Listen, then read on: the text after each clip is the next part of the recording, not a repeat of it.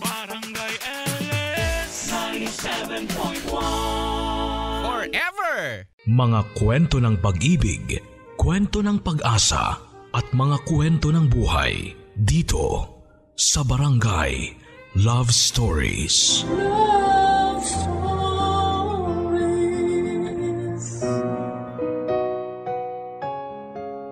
Paano kapag hindi nagkasundo ang biyanan at ang nanay mo?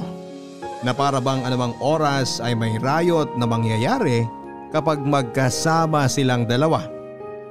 Paano mo nga ba aawatin ang pag-uumpugan ng dalawang ulo na mas matigas pa sa bato? Dear Papa Dudut, ako nga pala si Kit, 31 years old. Tiga-Alabang at nagtatrabaho bilang isang civil engineer. Papa Dudut, matagal na po akong avid listener ng inyong programa. Mahilig din kasing makinig ng drama sa radyo ang mama ko. At yun lang yata ang naman ako sa kanya dahil pagdating sa itsura at iba ko pang ugali ay para na raw akong si daddy. Papa Dudut, hindi ko na nakilala ang daddy ko dahil 2 years old pa lamang ako ay namatay na siya pagkatapos niyang atakihin sa puso. Mabuti na lang kahit papaano ay may naipon sila ni mami na ginamit niya para magnegosyo. May kaya rin naman sila pareho sa buhay. Kaya kinaya na rin ni mami na mag-isa akong alagaan at buhayin. At bilang kapalit ng mga sakripisyo at pag-aalaga niya sa akin ay nag-aral ako ng mabuti. Naging valedictorian ako noong elementary at high school at nakapagtapos ako ng college. Kaagad din ako nagkaroon ng maayos at regular na trabaho pagka-graduate ko.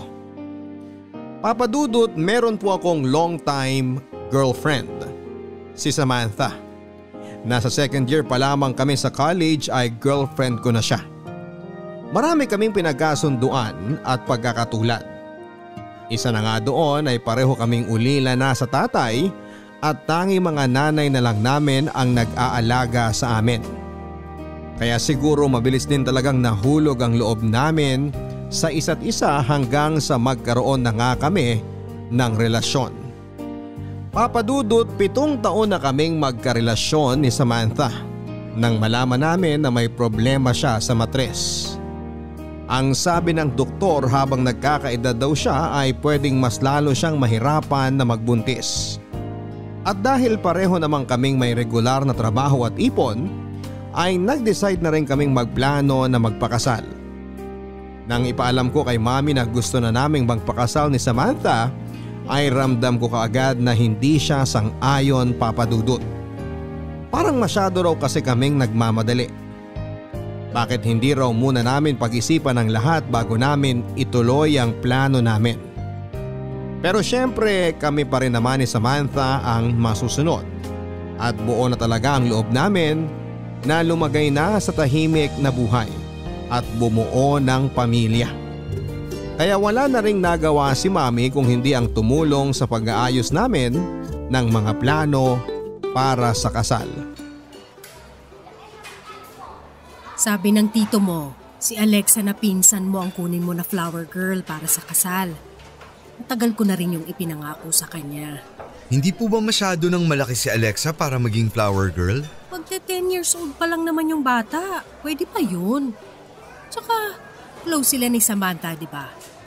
Eh sige ka, baka magtampo yung bata sa mapapangasawa mo kapag hindi siyang kinuha ninyong flower girl. Sabihin ko na lang po mamaya kina Samantha. Kasi parang nabanggit po ni Mama Cheng na may nakuha na raw po silang flower girl. Sa kanila na nga manggagaling ang ring bearer, pati ba naman ang flower girl? Pwede pa rin naman po natin kunin si Alexa at gawing angel sa kasal. Flower girl nga kasi yung gusto ng bata. Ay. May napili na ba kayong simbahan at kung saan gaganapin ang reception?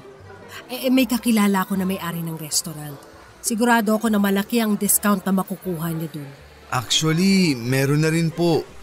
Yung simbahan po na malapit kina Samantha. Yung reception naman po, may nakontrata na po kami. May-ari po kasi ng restaurant ang kapatid ni Mama Cheng. Kaya nag-decide kami na yun na po ang kukunin namin para malapit lang din sa simbahan. Bakit pa parang lahat na lang ipabor sa kanila? Ikaw bang lalaki kaya dapat ang mga desisyon mo ang nasusunod? Mami, nasunod din naman po ang mga desisyon ko. Hindi po ba sa atin halos nanggaling lahat ang groomsmen at bridesmaid? Kahit na, pumapabor pa rin sa kanilang lahat. Ano pa at sinama mo ko sa mga pag-uusap na to kung halos napagdesisyonan nyo na pala lahat? Marami pa naman po tayong pag-uusapan mamaya pagdating ni na Samantha.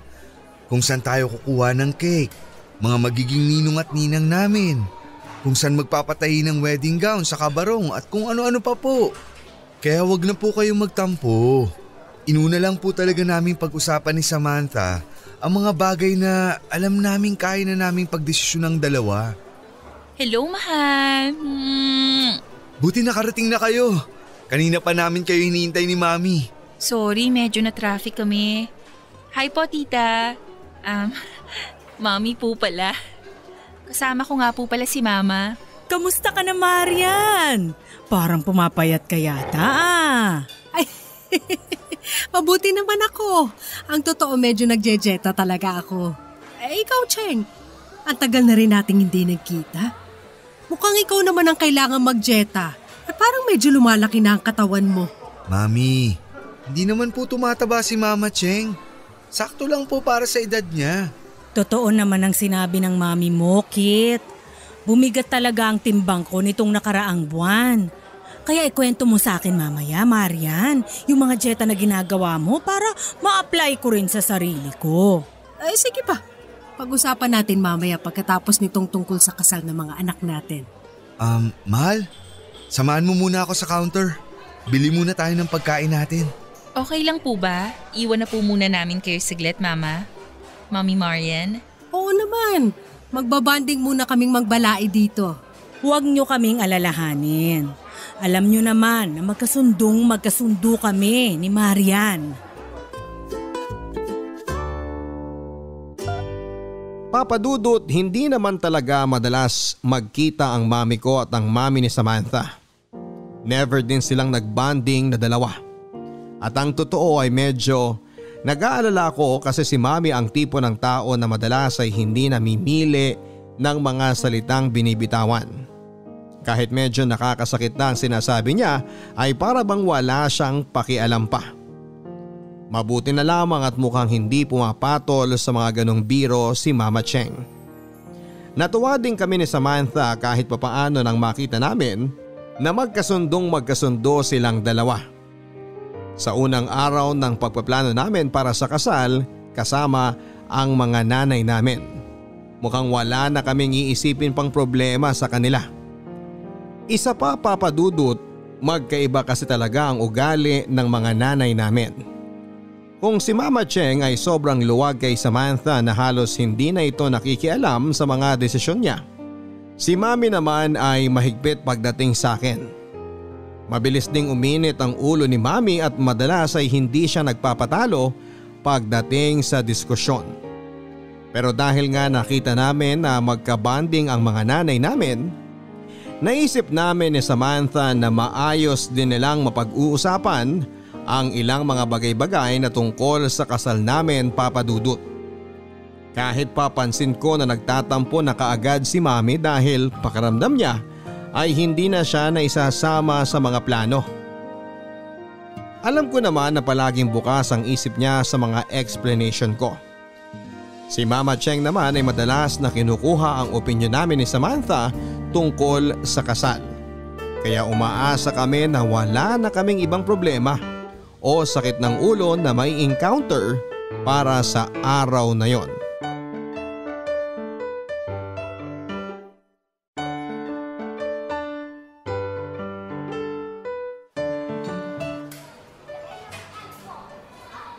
Grabe, mahal. Sobrang traffic talaga kanina. Kaya medyo na-late kami ng dating ni Mama. Family day kasi ngayon. Kaya maraming tao sa kasasakyan sa labas. Kita mo nga oh. Ang tagal nating pumila para maka-order nitong mga pagkain. Teka, bakit parang nagtatalo si na Mama sa si Mami Marian? Tara, lapitan na natin. Ang sa akin lang, dapat hinayaan niyo pa rin na magdesisyon ng anak ko. Sa lugar niyo na nga ang simbahan, pati ba naman ang reception ay doon pa sa malapit sa inyo? Ay hindi na yata patas yun, Cheng. Hindi naman pwedeng malayo pa sa simbahan ng kukunin nating restaurant para sa reception. Kawawa naman ang mga magiging bisita natin. Saka hindi lang naman ako nagdesisyon tungkol doon. Ang dalawang anak natin ang nag-usap kung saan nila gustong ganapin ang kasal at reception. Mama? Mami Marian? Ayos lang po ba kayo? Nakabalik na pala kayo. Opo, at narinig po namin na para pong nagtatalo kayong dalawa. Hindi. Hindi kami nagtatalo. Hindi ba, Marian? Oo. Wala naman kaming dapat na pagtalunan eh. Napag-usapan lang namin yung tungkol sa simbahan at reception kung bakit kailangan na sa kanila malapit ganapin. Nagdesisyon na lang sila nang hindi man lang tayo tinatanong. Teka, akala ko ba nagkakaintindihan na tayo? Hindi lang kaming mag-ina ang gumawa ng desisyon. Kasama ang anak mo. Ayan si Kito, tanungin mo yung anak mo nang maniwala ka sa mga sinasabi ko. Pero bakit nga kasi kailangan na sa inyo pa malapit? Dahil babae ang anak ko. So ayun naman pala. Hindi lang dahil sa kamag-anak ninyong may-ari ng restaurant, kaya dun gaganapin ang reception. Ang point mo talaga dito, dahil babae ang anak mo. Bakit? May masama ba ron? Sandali lang po. Mami, Mama Cheng, hindi po tayo magkakaintindihan kung pare-pareho po tayong magtataas ng boses. Saka Mami, hindi po ba napag-usapan na natin to kanina lang? Akala ko po, okay na po sa inyo ang simbahan at reception na nabanggit ko. Wala naman ako magagawa kasi nga 'di ba, nakapag-desisyon na silang dalawa. Hindi nga lang kami ni Samantha ang gumawa ng desisyon. Ang mga anak natin ang nag-usap tungkol doon. Ang sabihin mo, sinulsulan mo lang ang mga anak natin. Aba Marian, medyo sumusobra ka na yata sa mga sinasabi mo. Mama! Mami Marian, ang mabuti pa po siguro, kumain po muna tayo at mamaya na lang natin pag-usapan ng tungkol sa kasal. Kasi baka pare-pareho po tayong mawalan ng gana dito. Papadudot, akala ko sa mga palabas lang sa TV o pelikula nangyayari ang hindi pagkakasundo ng mga magulang ng dalawang tao na ikinakasal. Pati rin pala sa totoong buhay. Mabait naman si Mama Cheng at ramdam ko na botong-boto siya sa akin para sa anak niya. Pero hindi yon ang huling beses na nakita kong nakipagtalo siya kay Mami. Hindi ko rin naman siya masisisi dahil kilala ko ang Mami ko. Siya yung tipo ng tao na hindi nagpapatalo pagdating sa debate. Mukhang ganon din si Mama Cheng. Kaya madalas na kapag nagkakasama kaming apat, hanggat maaari ay hindi namin iniiwan ni Samantha ang dalawang nanay namin na sila lang ang magkasama. Dahil kung hindi ay babalikan namin silang nagpapataasan ng boses at halos magsigawan na. Papadudot, bukod sa paminsan-minsang pagtatalo ng mga nanay namin ni Samantha, ay wala namang kaming masyadong naging problema. Hanggang sa naikasal na nga kaming dalawa at kagaya ng naging usapan namin ni Mami ay doon kami tumira sa bahay namin. Magkasundo naman sina Mami at Samantha kaya wala na akong ibang naging problema pa. Kada linggo rin ay dinadalaw namin si Mama Cheng dahil wala na itong kasama sa bahay. Papadudot, kapag lumalabas kaming apat nina Samantha, kasama ang mga nanay namin ay hindi na rin sila masyadong nagtatalo. Siguro kasi wala na rin namang dahilan dahil official na nga kaming mag-asawa ni Samantha.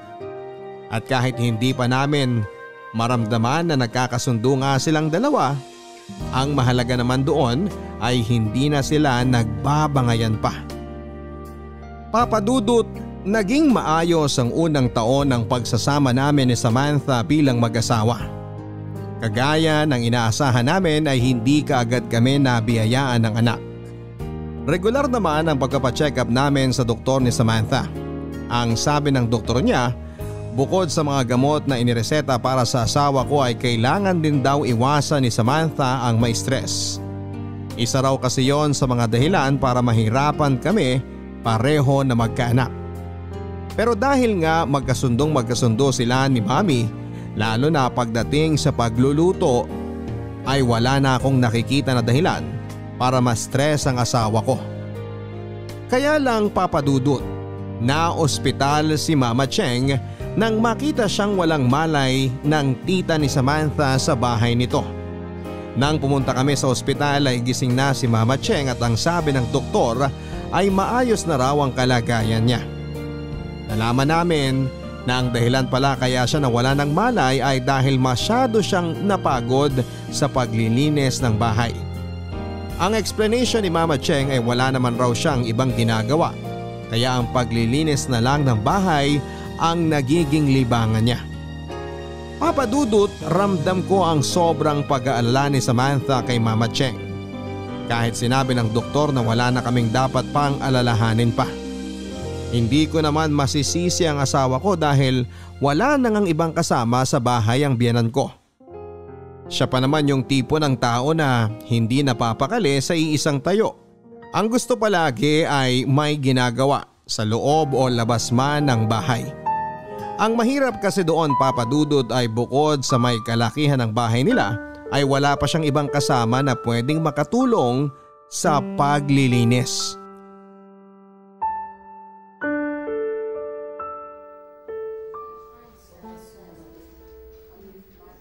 Anong sabi ng doktor? Pwede na raw ba talagang makauwi si Mama Cheng ngayong araw na to? Bukas na lang daw natin siya iuwi, mahal. Pero maayos na naman na raw siya. Masyado nga lang napagod talaga sa bahay. Kaya hinimatay. Nilinis niya pala kasi yung bodega, sabi ni Tita Janice eh. Kaya naman pala. Ang laki kaya ng bodega sa bahay niyo at ang dami pang gamit. Ang sabi pa ni Mama kanina, yung kusina lang daw ang nilinis niya. Kung hindi pa nakita ni Tita Janice na bukas yung bodega at nakakalat ang mga gamit, hindi niya malalaman na dun talaga nag-ayos at nagpagod si Mama. Si Mama Cheng talaga. Masyadong masipag kahit mag-isa na lang siya sa bahay. Ay, kilala mo naman siya, hindi yun napipirmi. Palaging gusto na kumikilos at may ginagawa. Oo, nakwento mo nga rin na minsan nilalaban niya pati na rin ang malilinis na damit mo para lang may magawa siya. Naaalala mo pa pala yun? Oo naman. Pati na rin yung sinabi niya sa'yo dati na parang magkakasakit daw siya kapag hindi siya kumikilos o naglilinis ng bahay. Sanay na sanay kasi siya na kada oras. May nilalabhan, may pinupunasan, o nililinis na kahit anong parte ng bahay. Pero dapat talaga hindi na siya masyadong nagkikikilos sa bahay. Lalo na ngayon at wala na siyang ibang kasama dun. Matanda na siya at mas dapat niyang ingatan ang sarili niya. Hindi naman kasi mapapakalian si Mama nang walang inaayos eh. Kapag sinabi ko naman sa kanya na samahan na lang muna siya ni Tita Janice, ayaw niya rin naman. Dahil hindi raw malinis si Tita Janice sa bahay at mas lalo lang magugulo ang mga gamit namin doon. Kaya mahirap maiwan si Mama nang mag-isa sa bahay kasi madalas hindi niya alam kung ano yung salitang pahinga. Alam mo mahal, may naisip ako. Ano yun? Kung sa atin na lang kaya muna tumira si Mama Cheng. Total, may bakanting kwarto pa naman sa bahay. Ha? Sigurado ka ba dyan? Oo naman. Para hindi na rin tayo nag-aalala sa kanya. Lalo ka na. Masa-stress ka pa sa araw-araw kasi hindi mo alam kung anong ginagawa ni Mama Cheng sa bahay niyo. Pero ayos lang ba kay Mami Marian yun? Siyempre naman mahal. Kilala mo naman si Mami. Mabait yun. Oo, alam ko naman na mabait talaga si Mami. Kaya lang, napansin mo naman na medyo hindi sila nagkakasundo. Lalo na kapag silang dalawa na lang ang magkasama. Ganun naman talaga siguro sa umpisa. Saka siguro panahon na rin para magkasundo silang dalawa. At mangyayari yun kapag nasa iisang bahay na tayong apat. Kaya pumayag ka na. Ikaw lang din ang makakapag-convince kay Mama Cheng na magstay muna sa bahay kasama natin. Kaya lang mahal, iniisip ko pa rin si Mami Marian eh. Siyempre, bahay niya yun at saka… Bahay natin yun. Kasi asawa na kita, di ba? Lahat ng sakin, sayo na rin. Saka mabait si Mami, alam mo yun. Magkasundo nga kayong dalawa sa pagluluto eh.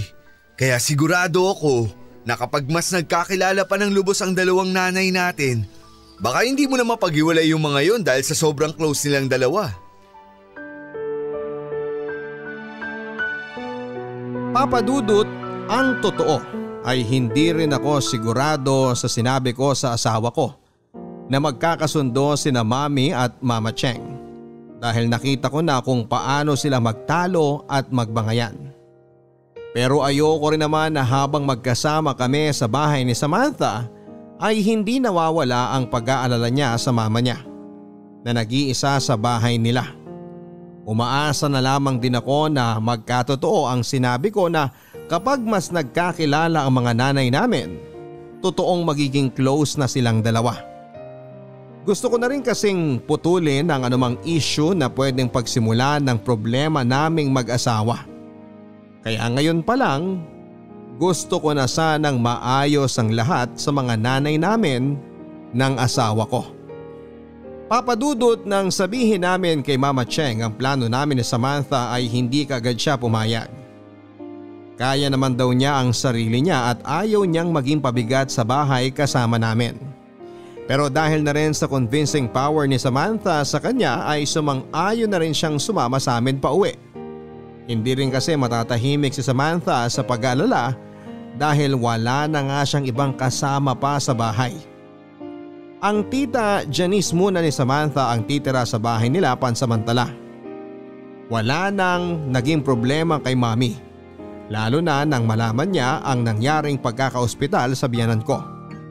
Isa pa ay may kalakihan ang bahay namin at may bakante pang kwarto na pwedeng gamitin. Nakita ko pa nga na kahit papaano ay natuwa si Mami dahil na rin siguro may madalas na siyang makakasama sa bahay. Lalo na kapag pareho kaming nasa trabaho ni Samantha.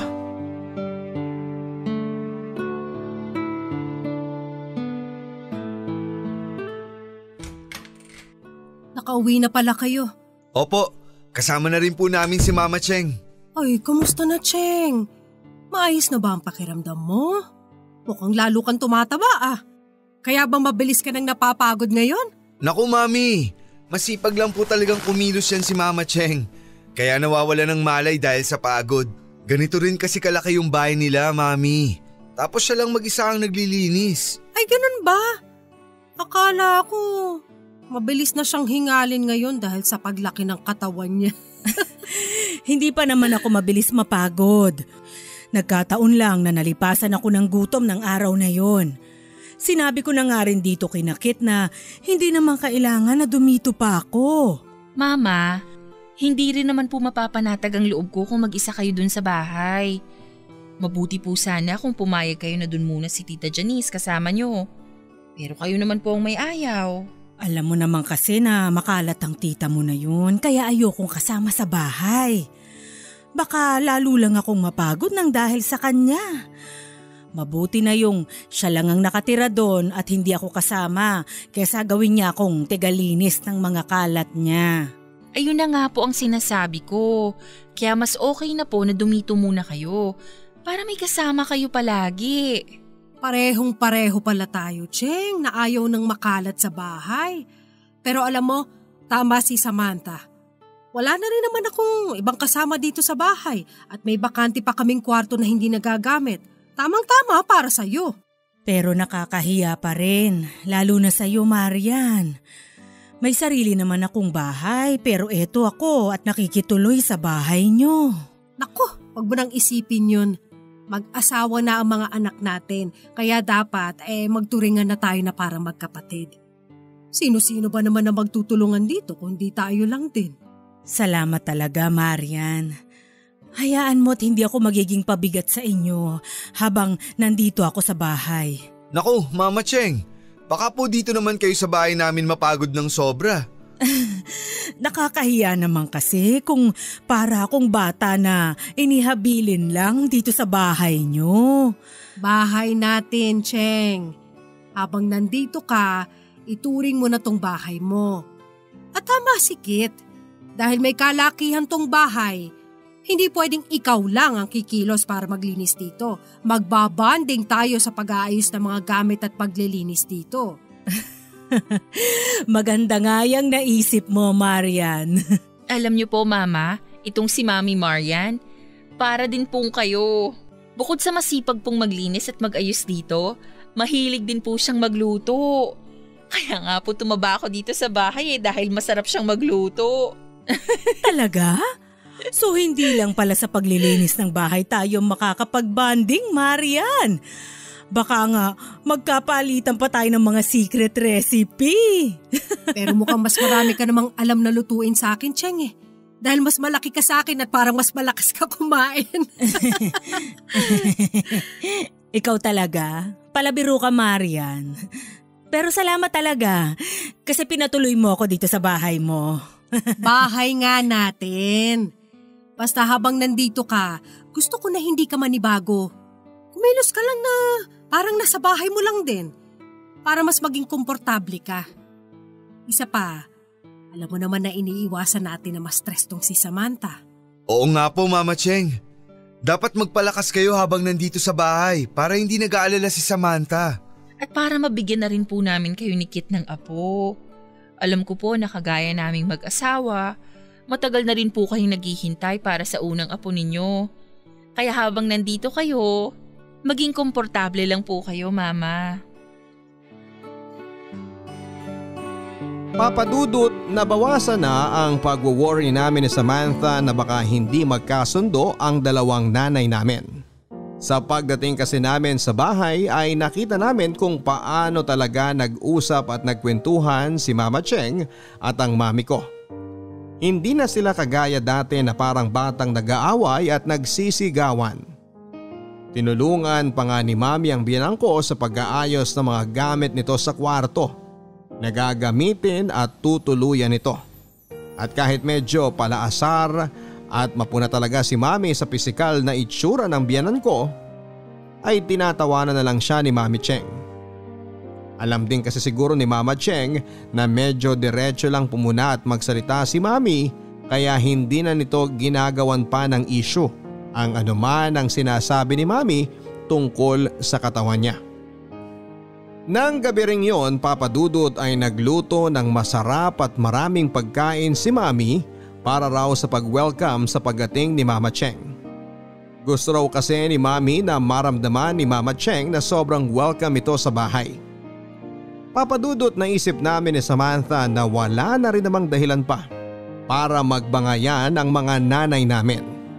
Dahil ang pinagtatalunan lang naman talaga nila noon ay tungkol sa kasal namin. At mukhang tama nga ako sa sinabi ko na ngayon ngang mas nakilala nila ang isa't isa ay mas magkakasundo na silang dalawa. Papadudot, kagaya nga ng sinabi ni Mami Cheng ay naging masipag siya sa mga gawaing bahay at pagluluto. Madalas ay siyang nagluluto ng uulamin namin. Naglilinis ng banyo, kusina at naglalaba ng mga damit naming mag-asawa. Pero masipag din naman ang mami ko sa mga gawaing bahay. Parehong-pareho talaga silang dalawa ng biyenan ko. Wala namang kaming nakikita na issue doon ni Samantha. Kaya lang habang tumatagal ay nagiging madalas muli ang pagtatalo nila dahil sa pag-aagawa ng mga gawaing bahay. Noong una, Papadudot, ay hindi naman problema ang mga nagiging maliit na pagtatalo nila na yon. Kaya nga lang ang mami ko kasi talaga ay yung tipo ng hindi nagpapatalo at ayaw ng naaagawan ng mga ginagawa sa bahay. May sarili rin siyang paraan ng paglilinis ng iba't ibang parte ng bahay. At ayaw na ayaw niyang pinapakialaman siya o ang mga gamit niya. Hindi ko rin naman masisisi si mami dahil nga nasanay na siyang mag-isang gumagawa noon sa bahay namin. Lalo na ang pagluluto para sa hapunan. Ilang beses na silang nagtalo ni Mama Cheng sa kung ano ang lulutuin na ulam at kung sino ang dapat na magluto.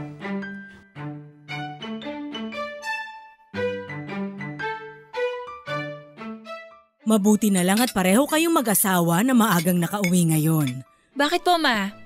Kayo po ba nagluto para sa hapunan ngayon? Oo, siya ang nakatoka ngayon na magluto. Talaga po?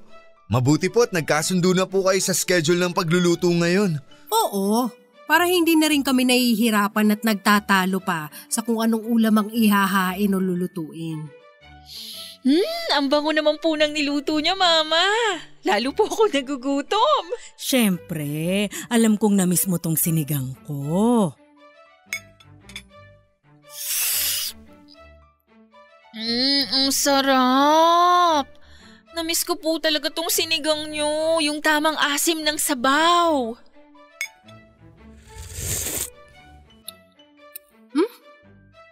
Parang may mali dito sa luto mo, Cheng. Ayos naman po ang lasa, Mami. Asim kilig nga po eh. Hindi eh. Parang may mali talaga dito. Kulang sa lasa tong luto mong sinigang. Talaga? Kulang pa ba sa sampalok? Actually, sakto lang naman po ang asim niya. Oo nga po, Mami Marian, masarap po tong sinigang ni Mama. Hindi ko naman sinabing hindi masarap. Sadyang may kulang lang talaga na yung hinahanap ng panlasa ko ba. Pero sinigurado ko namang kumpleto ang mga sangkap na ginamit ko kanina. Alam ko na. Hindi ka pala naglagay ng gabi. Oo. Hindi kasi talaga ako naglalagay noon sa sinigang. Kaya naman pala malabnaw tong luto mo at medyo matabang dahil kulang sa gulay. Hindi naman po matabang, Mami. Nasanay lang po talaga tayo na may gabi ang sinigang nyo. Kaya parang iba ang dating sa panlasa nyo. Pero masarap po talaga tong luto nyo, Mama Cheng. Alam mo, Marian, hindi rin naman kailangan na malapot ang sabaw para maging masarap ang sinigang. Kaya hindi rin talaga ako naglalagay ng gabi para mas mangibabaw ang asim ng sampalok.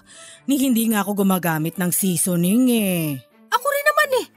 Wala akong preservative na nilalagay sa mga niluluto ko. Pero hindi ba medyo nakakaumay kung puro asim lang ang nangingibabaw sa sinigang? Ang gabi, hindi lang yan pampalapot ng sabaw. Pangontra rin yon sa sobrang asim ng sampalok, lalo na kung puro ang gamit mo. Pero hindi ba maasim naman talaga dapat ang sinigang? Ano bang inaasahan mo na malalasahan? Matamis o mapait? Ang ibig kong sabihin, hindi lang dapat iisang lasa mangingibabaw sa isang pagkain. Pwede nagtatalong asim, alat o kaya asim anghang. Dahil mas mabilis na mananawa mga dila natin kung iisa lang ang malalasahan natin. Mabilis tayong mawawala ng ganang magpatuloy kumain. Mami, Mama Cheng, tama na po. Nasa harap po tayo ng pagkainan. Oo nga naman po. Actually, minsan wala naman po sa lasa ng ulam kung bakit tayo nawawala ng ganang kumain. Pwede pong nasa mga kasama natin na kumakain. Kaya sana po, bago po tayo mawala ng gana dito, kumain na lang po siguro tayo. Papa Dudut, kahit na walang gabi sa nilutong sinigang ni Mama Cheng ay wala naman akong makita na problema sa lasa. Dahil kagaya nga ng sinabi namin ni Samantha, masarap talaga ang pagkakaluto noon. Hindi ko tuloy alam kung hinahanap ba talaga ng panlasa ni Mami ang gabi sa sinigang o gusto niya lang talagang inisin ang biyanan ko. Dahil sa totoo lang, Papa Dudut, napapansin ko na sa kanilang dalawa, ang mami ko talaga ang gumagawa ng paraan para magkapikunan sila. Minsan ay kinausap ko siya tungkol sa bagay na yon. Pero sinabi niya sa akin na wala naman siyang ginagawang kahit na anong bagay para mainis si Mama Cheng. Masama na raw bang pumuna ng pagkain ng niluto ng ibang tao? Kilala ko naman daw siya na maselan pagdating sa pagkain. Isa pa, gusto niya lang talaga na sabihin kung ano yung napapansin niya at wala siyang kahit na anong masamang intensyon. Hanggang sa halos umiyak na siya at magtampo sa akin dahil sa naging pag-uusap namin. Para daw kasing kinakampihan ko ang biyenan ko kahit wala naman daw mali na ginagawa si Mami. Papa Dudut, siguro nga ay hindi kasalanan ni Mami na minsan ay nagiging insensitive siya sa mga sinasabi niya. Pero gusto ko pa rin sana na mas maipaliwanag sa kanya na dapat ay maging mapili siya sa mga kilos o mga salitang binibitawan niya. Na hindi ko na nagawa dahil baka isipin niya na minamasama ko ang bawat kilos niya. Kaya sa kanilang dalawa ni Mama Cheng, ang biyenan ko ang palaging nag-a-adjust. Kaya lang minsan ay hindi na rin niya mapigilan ang sarili niya na hindi patulan ang mga ginagawa ng mami ko.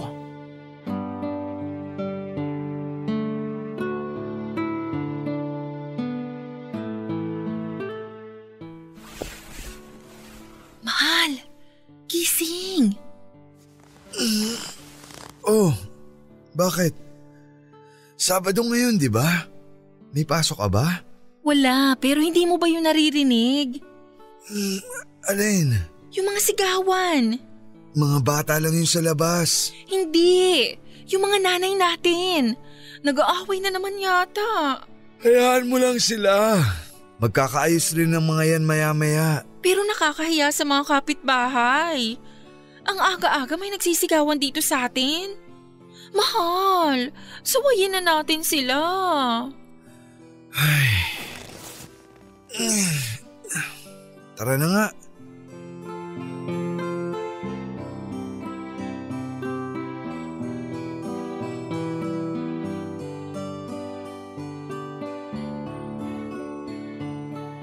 Sinabi ko na sa'yo, di ba? Ako na maglilinis ng banyo. Tinatapos ko lang ang nilalabang ko. Wala naman akong ginagawa, kaya nilinis ko na. Pero sinabihan na nga kita na ako nang maglilinis.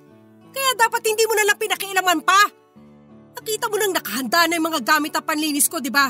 Pero sumigi ka pa rin. Nakita ko rin kasing busy ka pa sa labas at mukhang marami ka pang labahin, kaya nagkusa na ako. Kaya nga nagsabi na ako na maaga kanina para hindi mo na pakialaman pa. Kasi nga tinatapos ko nga lang yung labahin ko. Hindi mo na nga dapat pinakialaman kasi sinabihan na kita kanina pa. Ano ba kasing masama kung ako ang naglinis ng banyo? So wala nga kasi akong ginagawa. Ano na naman po ba to? Ang aga-aga po nag-aaway na kayo. Nagsisigawan pa po kayo medyo nakakahiya na po sa kapitbahay natin, Mama. Mami Marian. Ito kasing mama mo. Sinabihan ko nang ako na maglilinis ng banyo natin. Aba, pinakialaman pa rin yung mga gamit na inihanda ko. Ako na nga ang nagmamagandang loob dahil nakita kong busy tong biyenan mo sa paglalaba. Ako ba ang masama ngayon? Iba naman kasi yung paraan mo ng paglilinis ng CR dun sa paraan ko. Tingnan mo ginulo mo lang ang mga gamit na inihanda ko. Dapat kusina na lang ang pinakikialaman mo hindi na tong banyo. Tapos na nga kasi akong maglinis ng kusina at magwalis sa likod ng bahay. Kaya kesa tumunganga ako, nilinis ko na to dahil nakita kong hindi ka patapos sa mga labahin mo. Ay, Mami, Mama Cheng, tama na po. Rinig na po kayo sa labas ng bahay. Pwede naman po kayo mag-usap ng mas maayos. Kung ang paglilinis pa rin po ng banyo ang pagtatalunan ninyo, ako na lang po ang tatapos. Kesa po nagbabangayan na naman po kayo dyan na parang mga bata. Hindi na. Ako na. Tapos na rin naman ako maglaba. Mag-almusal na kayong dalawa. Ma, saan kayo pupunta? Sa labas. Didiligan ko na lang ang mga halaman doon. Ay, natigil din. Akala ko buong maghapon na silang magsisigawan. Sinabi mo pa, mahal. Pasensya ka na ha. Parang nakasama pa tuloy ang pagtira dito ni Mama sa bahay. Huwag mong isipin yun. Wala ka namang kasalanan o kahit pa si Mama Cheng. Hindi lang talaga sila nagkakasundo ni Mami. Pero maniwala ka sa akin, magiging best of friends din ang dalawang yan in the future. Yun ang palagi kong sinasabi kay Samantha, Papa Dudut. Kahit ang totoo, hindi ako sigurado kung mangyayari pa ba na magkasundo silang dalawa. Habang tumatagal kasi ay mas lalong nagiging maingay sa bahay dahil sa pagtatalo nila. Natutunan na nga naming maging referee ng asawa ko. Kasi hindi talaga sila titigil sa pagtatalo hanggat walang pumapagitna o umaawat sa kanila. Lalo na si Mami na ayaw talagang nagpapatalo. Umabot pa sa halos gusto nang umalis ni Mama Cheng sa bahay namin at umuwi na lang daw sa kanilang bahay. Siyempre hindi kami pumayag ni Samantha, Papa Dudut, lalo na ako dahil alam ko na mai-stress na naman ang asawa ko kapag mag-isa lang si Mama Cheng sa bahay. Ang totoo, Papa Dudut, ay medyo nag-aalala na rin kasi ako na baka mas matagalan pa bago kami makabuo ng baby ng asawa ko kapag na-stress siya. Halos magdadalawang taon na kaming kasal pero hindi pa rin kami binibiyayaan ng anak. Hindi naman pumapalya si Samantha sa pag-inom ng mga niresetang gamot sa kanya. At ang pinaka-advice talaga ng doktor ay kailangang mailayo at maiiwas ang asawa ko sa stress. Dahil nagiging negatibo rin daw talaga ang epekto noon sa kanya. Kaya naman muli kong pinakiusapan ng mami ko na sana ay huwag nang masyadong gumawa ng eksena sa loob ng bahay. At pinakiusapan ko na rin si Mama Cheng na sana ay mas habaan pa ang pasensya sa mami ko. Papa Dudut, pagkalipas ng ilang buwan, sa wakas ay nakabuo na rin kami ng baby ni Samantha. Sobrang tuwa talaga namin noon, lalo na ang mga nanay namin. Siyempre pareho sila na magkakaroon ng unang apo. At 2 taon din kaming naghintay bago kami nabigyan ng anak.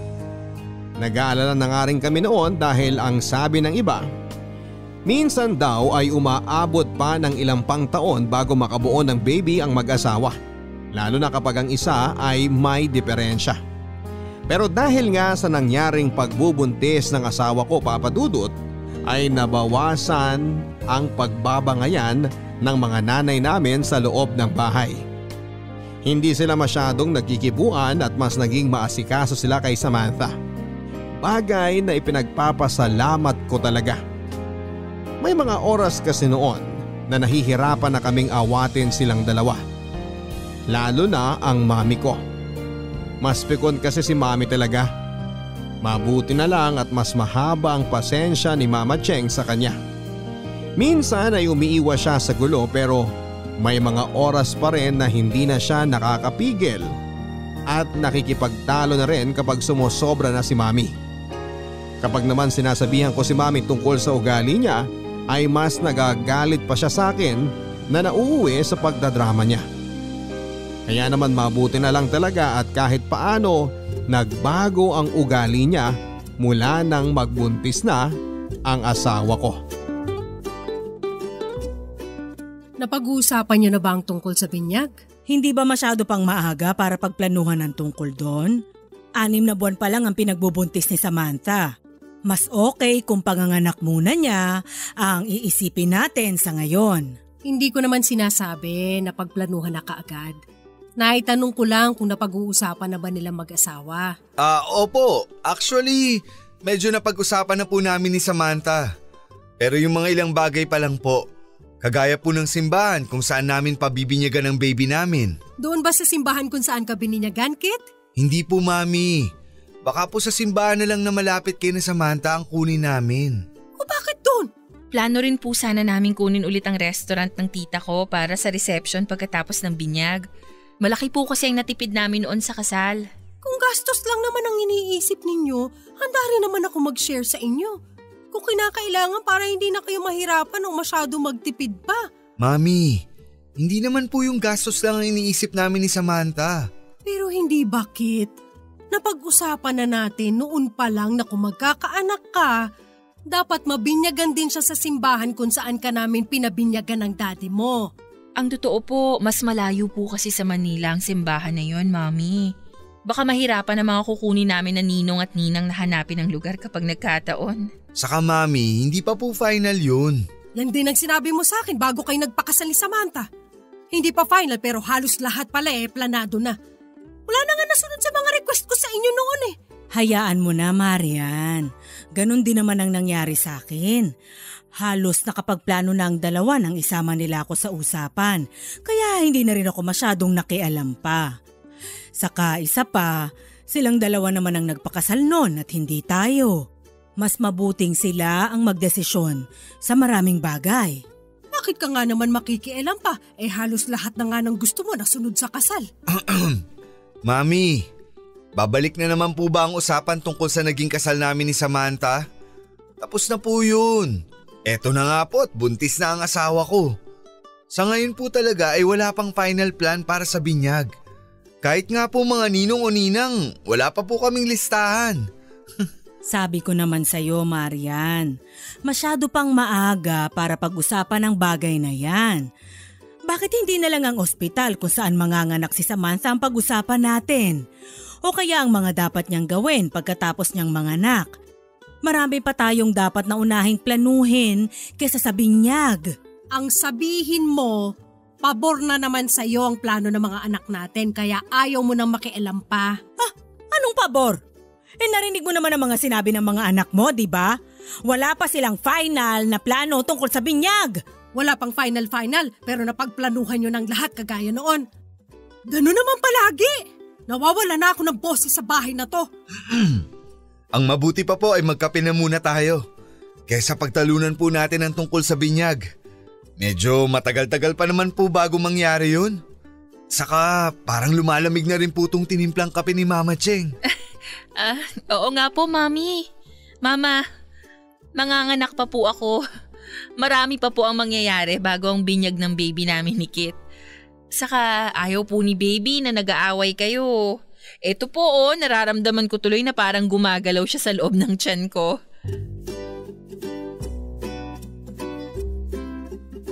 Papa Dudut, alam ko na sa pagdadrama na naman mapupunta ang sinasabing yon ng mami ko. Kaya bago pa muling lumala ang tensyon sa kanilang dalawa ni Mama Cheng, ay kailangan na naming ibahin ang topic. Pakiramdam kasi palagi ni Mami ay siya ang naaapi sa bahay.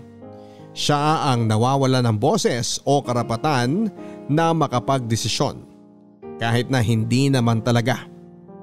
Mas iniisip lang naming mag-asawa kung ano ang mas convenient para sa aming dalawa pati na rin sa kanila. Pero madalas ay hindi na yon naiisip ni Mami dahil akala nga niya ay napagkakaisahan na siya sa bahay.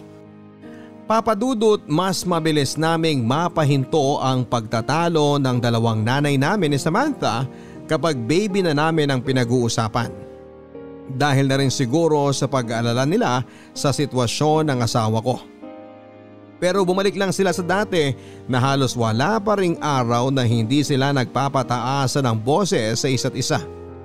Nasa 8 buwan na si Samantha ng pagbubuntis niya nang mag-decide kaming kumuha ng kasambahay. Si Naneth.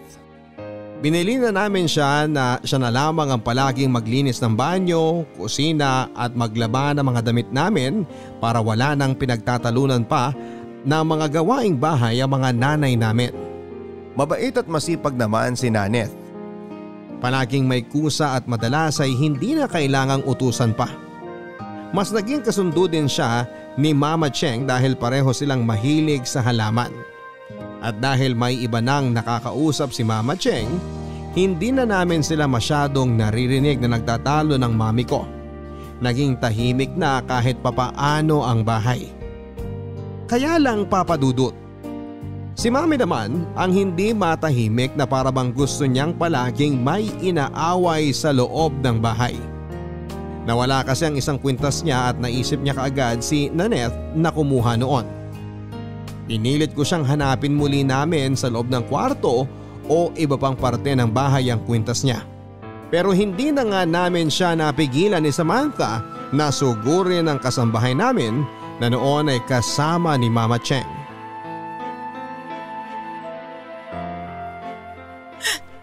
Kahit kailan po, hindi ko pinapakialaman ang kahon ng mga alahas ninyo. Oh, di alam mo nga na may kahon ako ng mga alahas sa kwarto ko. Ikaw talaga ang kumuha ng kwintas ko. Sandali nga, Marian. Malamang alam ni Naneth yan dahil naglilinis siya ng kwarto mo. Pero hindi naman ibig sabihin na may kinuha siya kaagad doon. Pwede ba, Cheng? Huwag ka nga makialam dito dahil hindi naman ikaw ang ninakawan. Ninakawan agad? Sigurado ka ba na ninakaw talaga yung kwintas mo at hindi mo lang nilapag kung saan? Mama, tama na po. Anong ibig mong sabihin? Naburara ako sa gamit? Wala akong sinasabing ganyan ha. Ayoko lang na pinagbibintangan mo tong si Naneth nang wala ka namang kahit anong katibayan. Ano pa bang katibayan ang kailangan ko? Siya lang naman ang ibang tao na pumapasok sa kwarto ko. Mami, baka naman po kasi wala talagang kinalaman si Naneth sa pagkawala ng kwintas niyo. Halika na po sa loob ng bahay at hanapin natin ulit. Kuya, wala naman po talaga akong alam dun eh. Naglilinis po ako ng kwarto ni ate at nakikita ko na may kahon ng alahas doon. Pero hindi ko po kayong ginalaw kahit kailan. Marian, sinubukan mo na ba kasing hanapin ang kwintas mo sa ibang sulok ng bahay? Dahil baka nilapag mo lang yun sa kung saan ang hindi mo namamalayan. Oo nga po, Mami. Hindi po ba ginamit niyo yun nung linggo nung nagsimba kayo? Baka po pagkahubad ninyo na ibulsa ninyo o kaya naiwan ninyo sa banyo. Ang mabuti pa po, hanapin na ulit natin sa loob at baka hindi nga sa kwarto nyo naiwan yun. Sandali nga. Bakit ba parang nagkakampihan kayo at pinagtutulungan niyo ako? Ako ang nawalan dito at At sigurado ako na ang katulong na to nagnakaw ng kwintas ko. Dahan-dahan ka naman ang pagsasalita sa bata. Wala ka pa namang napapatunayan na kahit ano eh. At kung mapatunayan ko na magnanakaw talaga yan, anong gagawin mo? Ha? Pero Mami, may point po si Mama Cheng. Si Nanette nga po ang pumapasok sa kwarto nyo para maglinis. Pero wala naman pong nakakita na siya nga ang kumuha ng kwintas nyo. Saka hindi pa po tayo sigurado kung sa kwarto nyo po talaga na ilagay ang kwintas. Sigurado nga ako na nasa kwarto ko lang yon dahil hindi naman ako burara sa gamit. Ay wala naman kaming sinasabing ganun. Pero hindi ba may ilang beses mo na rin naiwan ang kwintas mo sa banyo noon? So sinasabi mo na nag-uulanin na ako? Ang gusto ko lang sana ay i-check mo muna ang lahat ng sulok dito sa bahay. Bago mo sugurin itong si Nanette at pagbintangan. Hindi ako nagbibintang. Dahil sigurado ako na siya ang nagnakaw ng kwintas ko. Ay, kuma dito! Marian, ano ba? Bitawan mo nga ang braso ng bata? Wala ka naman kagibahan sa sinasabi mo, kaya huwag ka magpatalos-talos sa mga ginagawa mo. Masasaktan ka talaga sa akin kapag hindi mo pa nilabas ang kwintas ko. Mami, tama na po! Bitiwan niyo na po siya bago pa… Aray! Mahal, bakit? Anong nangyayari sa'yo? Ayos ka lang ba? Nanette, kumuha ka ng tubig, padali ka! Sige po. Mahal, sandali lang. Kukunin ko ang susi ng kotse. Dadalhin niya kita sa ospital. Hindi, ayos lang ako, mahal. Medyo kubirot lang yung tiyan ko. Pero ayos lang. Ayos na yung pakiramdam ko. Baka dala lang to ng init, saka ng pagtatalo ng mga nanay natin. Nakita niyo na po ang naging epekto sa asawa ko ng pagtatalo niyo, Mami. Mama Cheng, kailan po ba talaga kayo magkakasundong dalawa? Para po kayong mga bata na kapag nagkakaumpugan, wala nang tigil sa bangayan. Eto kasing biyenan mo eh. Masyadong pakailamera. Matagal na nga masama ang kutob ko dyan sa katulong na yan eh, pero kinakampihan niyo pang lahat. Hindi ako nakikialam. Pero wag mo naman sanang pagbintangan si Nanette sa kasalanang hindi niya ginawa. Wala kang katibayan sa lahat ng sinasabi mo. Tama na po! Tama na! Ito na naman po tayo eh. Alam niyo po, kung hindi po talaga kayo magkakasundo, at para na rin po siguro sa ikabubuti ng lagay ni Samantha, aalis na lang po kami sa bahay na to. Baka sa paraan po na yon, magawa niyo pong magkasundong dalawa. Nakakapagod na po kasi kayong sawayin sa araw-araw. Lalo na po kayo, Mami. Isipin niyo naman po sana ang kalagayan ng asawa ko bago kayo gumawa ng eksena at gulo.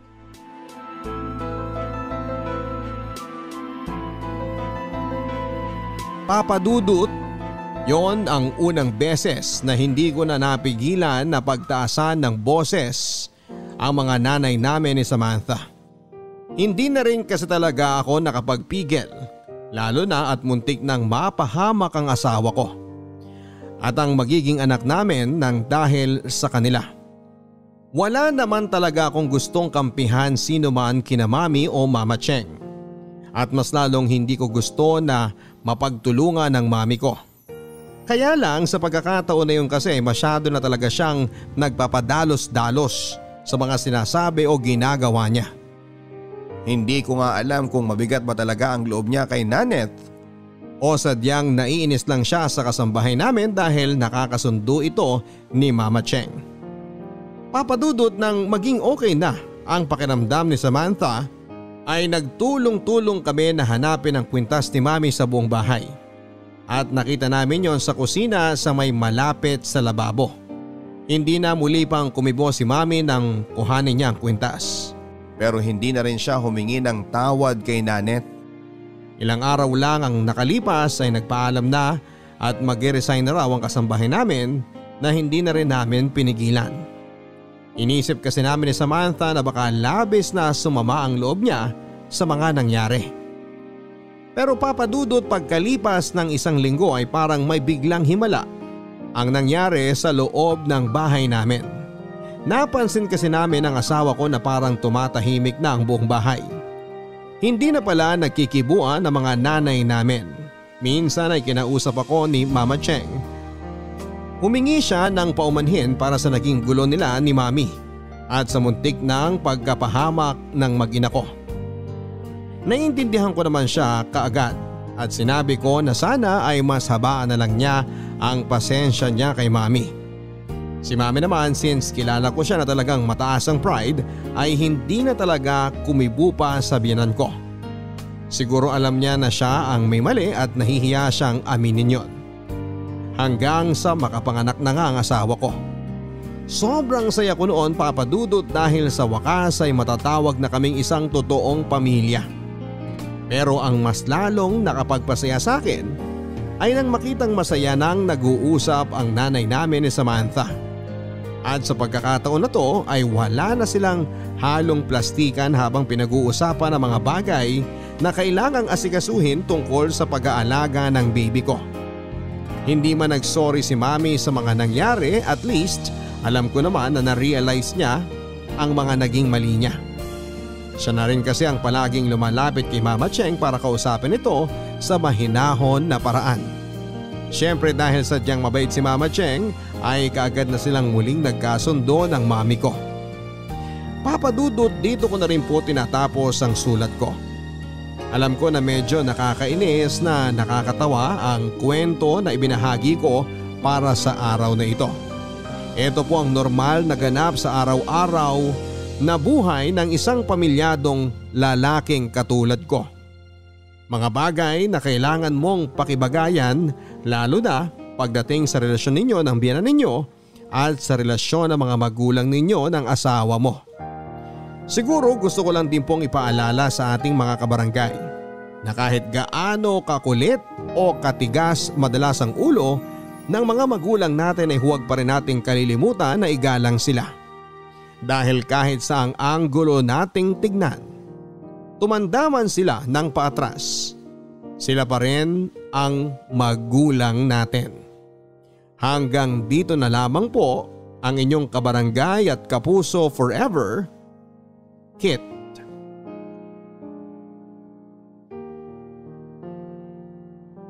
Mga kwento ng pag-ibig, kwento ng pag-asa at mga kwento ng buhay dito sa Barangay Love Stories. Love Stories. Forever. Forever.